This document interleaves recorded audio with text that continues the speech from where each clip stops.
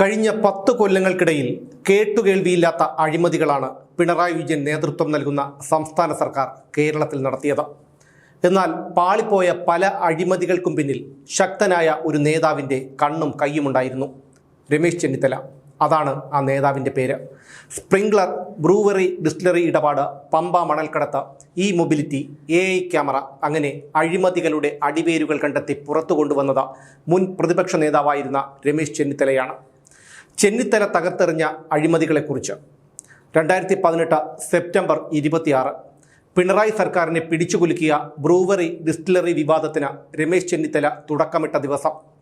ഇരുചെവിയറിയാതെ ഒന്നാം പിണറായി സർക്കാർ ആസൂത്രണം ചെയ്ത വമ്പൻ അഴിമതിയായിരുന്നു അത്.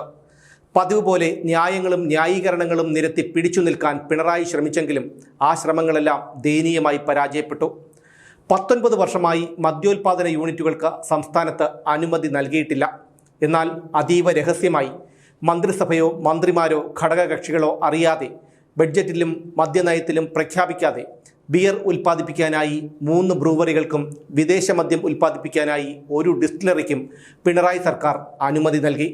സർക്കാരുകൾ മാറി മാറി വന്നിട്ടും 19 വർഷമായി മാറാതിരുന്ന ആ മദ്യനയം പരമരഹസ്യമായി തിരുത്തി ഉത്തരവിറക്കി പിണറായി വിജയൻ്റെ സർക്കാർ. കണ്ണൂരിലെ ശ്രീധരൻ ബ്രൂവറി പ്രൈവറ്റ് ലിമിറ്റഡ് എന്ന കമ്പനിക്ക് പ്രതിമാസം 5 ലക്ഷം കേസ് ബിയർ ഉൽപ്പാദിപ്പിക്കാനുള്ള അനുമതി നൽകിക്കൊണ്ടുള്ള ഉത്തരവ് പുറത്തിറങ്ങിയത് 2018 ജൂൺ 28-ന്. പാലക്കാട്ട് 1 വർഷം 5 ലക്ഷം ഹെട്രാ ലിറ്റർ ബിയർ ഉൽപ്പാദിപ്പിക്കാനുള്ള ബ്രൂവറിക്ക് Apollo distilleries and breweries private limited എന്ന കമ്പനിക്ക് അനുമതി നൽകിക്കൊണ്ടുള്ള ഉത്തരവിറങ്ങിയത് 2018 ജൂൺ 28-ന്. എറണാകുളത്തെ കിൻഫ്ര വ്യവസായ പാർക്കിൽ ബ്രൂവറി തുടങ്ങുന്നതിനായി പവർ ഇൻഫ്രാടെക് പ്രൈവറ്റ് ലിമിറ്റഡ് എന്ന കമ്പനിക്ക് അനുമതി നൽകിയതിനോടൊപ്പം 10 ഏക്കർ സ്ഥലം നൽകാമെന്നും വാഗ്ദാനം നൽകി സംസ്ഥാന സർക്കാർ. ഈ ഉത്തരവിറങ്ങിയതാകട്ടെ 2018 സെപ്റ്റംബർ 5-ന്.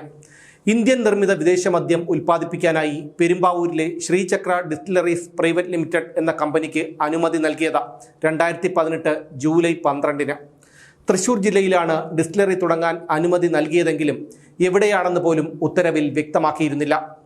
ഈ 3 ബ്രൂവറികൾക്കും 1 ഡിസ്റ്റിലറിക്കും അനുമതി നൽകിക്കൊണ്ടുള്ള സർക്കാർ ഉത്തരവുകളുടെ പകർപ്പ് രമേശ് ചെന്നിത്തല പത്രസമ്മേളനത്തിലൂടെ പുറത്തുവിട്ടപ്പോൾ അതൊരു സ്ഫോടനം തന്നെ സൃഷ്ടിച്ചു.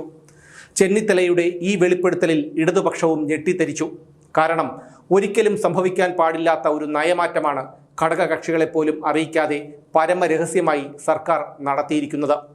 പിന്നിൽ കോടികളുടെ ഇടപാട് നടന്നിട്ടുണ്ട് എന്നുള്ളത് വ്യക്തം. 1998 EK നായനാരുടെ കാലത്താണ് സംസ്ഥാനത്ത് അവസാനമായി ബ്രൂവറികളും ഡിസ്റ്റിലറികളും അനുവദിച്ചത്.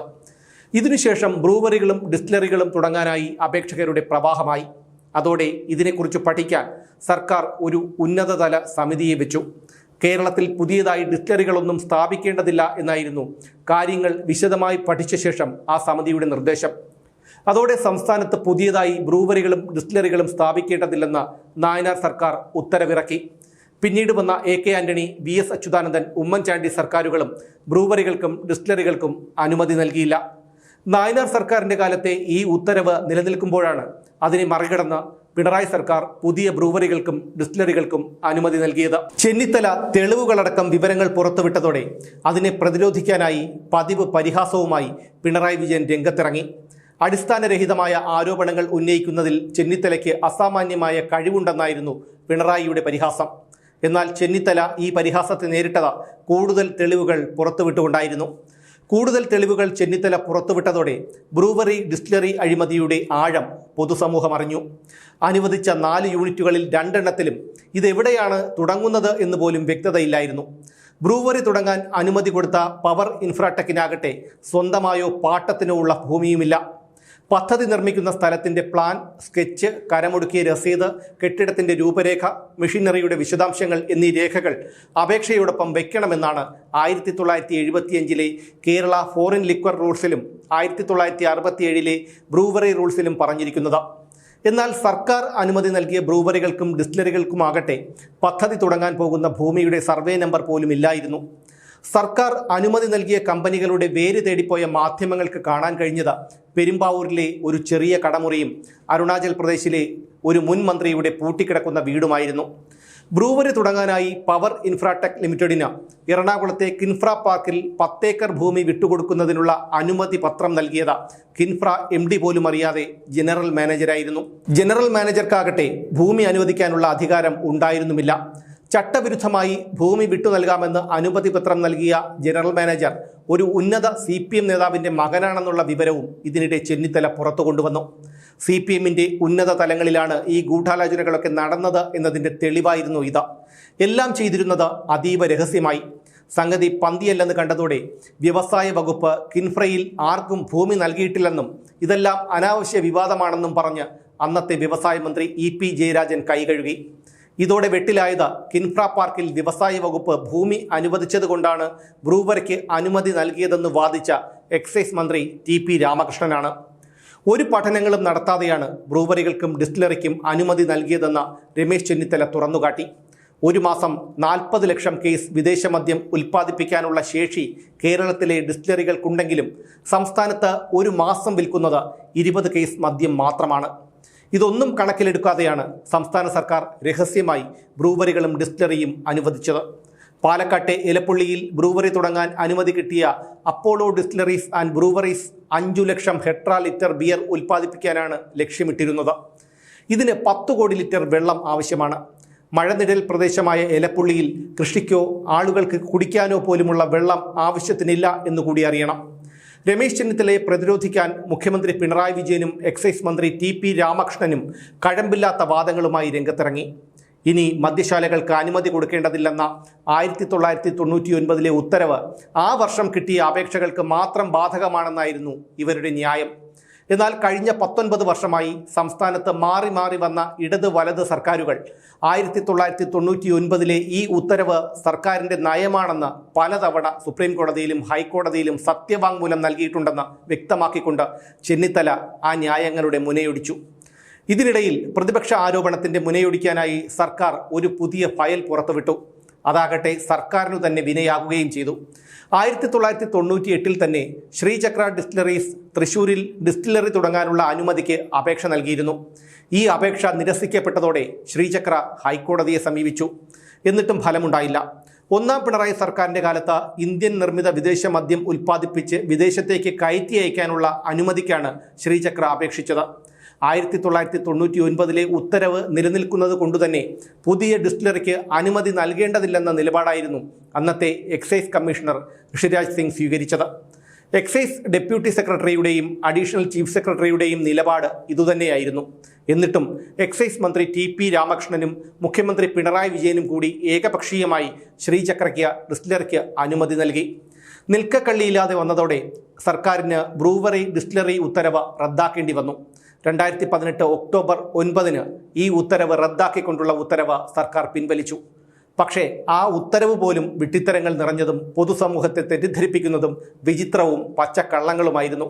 ആ ഉത്തരവ് ഇങ്ങനെയായിരുന്നു: പ്രളയക്കെടുതിയെ തുടർന്ന് കേരള പുനർനിർമ്മാണ പ്രവർത്തനങ്ങൾക്ക് എല്ലാവരും ഒന്നിച്ചു നിൽക്കേണ്ട ആവശ്യകത നിലനിൽക്കുമ്പോൾ ബ്രൂവറി ബോട്ട്ലിംഗ് യൂണിറ്റുകൾക്ക് സാധാരണഗതിയിലുള്ള അനുമതി നൽകിയതിൽ അടിസ്ഥാനരഹിതമായ വിവാദങ്ങൾ ഉയർത്തി യോജിച്ച അന്തരീക്ഷം ഇല്ലാതാക്കാൻ ശ്രമം നടക്കുന്ന സാഹചര്യത്തിൽ പരാമർശത്തിലെ ഉത്തരവുകൾ അനുസരിച്ച് നൽകിയ അനുമതികൾ റദ്ദാക്കി ഇതിനാൽ ഉത്തരവാകുന്നു. ഇതായിരുന്നു യാഥാർത്ഥ്യത്തിൻ്റെ കണിക പോലും ഇല്ലാതിരുന്ന ഉത്തരവിൽ പറഞ്ഞിരുന്നത്. അതായത് നാണക്കേടിൽ നിന്ന് തലയൂരാൻ ഒരു നാണക്കേടുമില്ലാതെ പിണറായി സർക്കാർ പ്രളയത്തെ കൂട്ടുപിടിച്ചു എന്നർത്ഥം. ഈ പോരാട്ടത്തിലൂടെ പ്രതിപക്ഷ നേതാവ് എന്ന നിലയിൽ രമേശ് ചെന്നിത്തലയുടെ ഗ്രാഫ് കുത്തനെ ഉയർന്നു.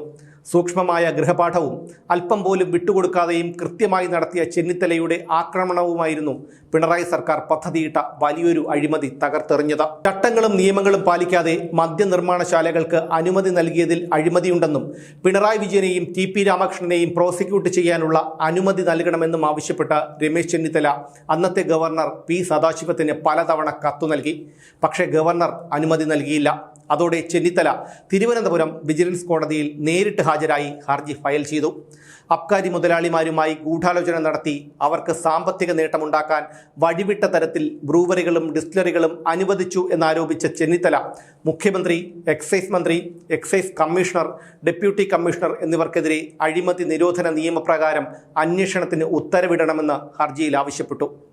വിജിലൻസ് കോടതി ചെന്നിത്തലയുടെ ഹർജി ഫയലിൽ സ്വീകരിച്ചതോടെ സർക്കാരും തടസ്സ ഹർജികളുമായി എത്തി. എന്നാൽ സർക്കാരിൻ്റെ ഹർജി തള്ളിയ വിജിലൻസ് കോടതി ചെന്നിത്തലയുടെ മൊഴി രേഖപ്പെടുത്തുകയും ഫയലുകൾ കോടതിയിൽ ഹാജരാക്കാൻ നികുതി വകുപ്പ് പ്രിൻസിപ്പൽ സെക്രട്ടറിക്ക് നിർദ്ദേശം നൽകണമെന്ന ഹർജിയിലെ ആവശ്യം അനുവദിക്കുകയും ചെയ്തു. ഇത് പ്രതിപക്ഷത്തെ സംബന്ധിച്ചിടത്തോളം വലിയ വിജയമായിരുന്നു. പക്ഷേ നാണമില്ലാത്ത സംസ്ഥാന സർക്കാർ ഹൈക്കോടതിയെ സമീപിച്ചു. ഹൈക്കോടതി വിജിലൻസ് കോടതിയുടെ ഉത്തരവ് സ്റ്റേ ചെയ്തു. നിലവിൽ ആ കേസ് തുടരുകയാണ്. രമേശ് ചെന്നിത്തലയുമായി താരതമ്യപ്പെടുത്തുമ്പോഴാണ് പ്രതിപക്ഷ നേതാവെന്ന് പറഞ്ഞ് ഞെളിഞ്ഞു നടക്കുന്ന വി ഡി സതീശനെ എടുത്ത് തോട്ടിലിടാൻ തോന്നുന്നത്. പ്രതിപക്ഷ നേതാവിൻ്റെ സ്ഥാനത്ത് ചെന്നിത്തലയായിരുന്നുവെങ്കിൽ പിണറായി സർക്കാർ ഇതിനകം താഴെ പോകുമായിരുന്നു. കേരളം തകർന്നടിഞ്ഞതിന് പിണറായി വിജയനേക്കാൾ പങ്ക് പ്രതിപക്ഷ നേതാവായ വി ഡി സതീശനാണ് എന്ന് ചെന്നിത്തലയുടെ പോരാട്ടത്തിൻ്റെ പശ്ചാത്തലത്തിൽ നമുക്ക് മനസ്സിലാക്കാം. പിണറായി സർക്കാരിൻ്റെ അഴിമതികൾ തകർത്തെറിഞ്ഞ രമേശ് ചെന്നിത്തലയുടെ പോരാട്ടത്തിൻ്റെ കഥകൾ ഇനിയും തുടരും.